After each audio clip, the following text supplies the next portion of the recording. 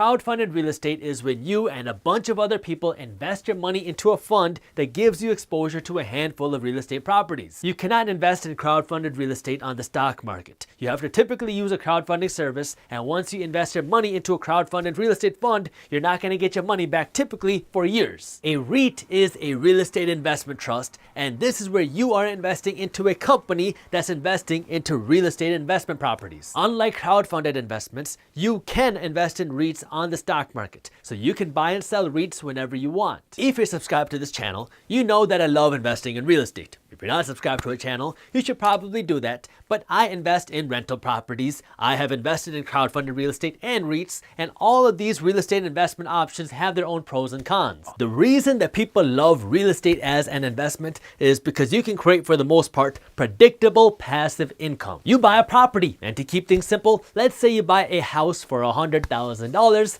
and then somebody moves into this house, a tenant, and this tenant is now going to pay you $1,000 a month every month for living in your house. But buying and operating your own rental properties is a little bit more extensive because one, you need to have access to the cash to buy the property, and two, you need to have the team built. So that means you need to have access to the real estate agents and the contractors and the attorneys and the accountants and the property managers, so it's more involved. This is where REITs come in handy because you can invest in a REIT, which is a company that is now going out and investing in real estate and making money through rent. The cool thing about REITs is that they are required by law to pay out 90% of their taxable income or their rent to you, shareholders, through dividends. REITs make money by buying real estate properties and then leasing them out to other people. That way they make rent. So now they take all this rental money that they get and they pay their bills, and now they take 90% of whatever money is left and they have to pay this money out to you and other shareholders through dividends. A dividend is a cash payment that a company gives you. So now instead of you going out and getting rent from a tenant,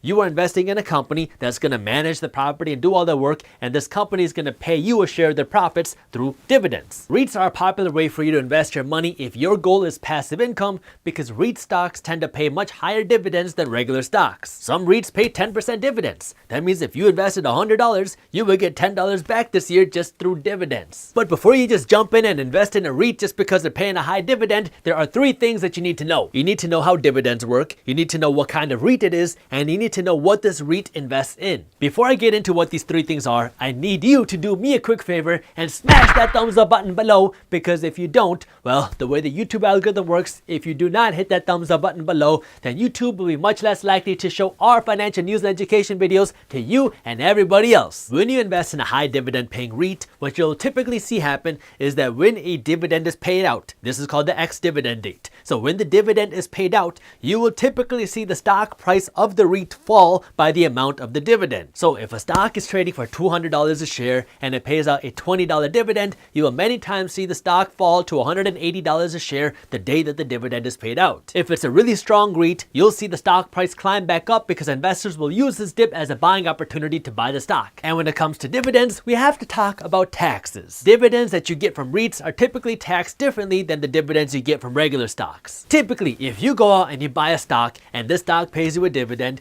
you get to pay a very low tax rate on this dividend called the long-term capital gains rate. This long-term capital gains rate is usually a lot lower than the tax rate you pay on the money you make from your job, which is called ordinary income. Well, the IRS says that you have to pay taxes a little bit differently when it comes to REITs. The government said, okay, because REITs pay out higher dividends, it's almost like another income stream for you, so we're not going to give you the long-term capital gains rate, which is that special lower tax rate. You have to pay the ordinary tax rate, which is the higher tax rate on REIT dividends. If you have an accountant or a tax software filing your taxes for you, this isn't really something that you have to worry about too much when you're filing your taxes, because this should automatically be calculated. This is more something I just want you to be aware of so you understand how the tax game works. Now, I also do have to tell you that while I am an attorney, I'm not your attorney, so if you have specific tax questions, make sure you talk to a tax professional in your area. If you enjoyed this clip and you want to continue your financial education journey, I have another video that I think you'll love. All you gotta do is click that button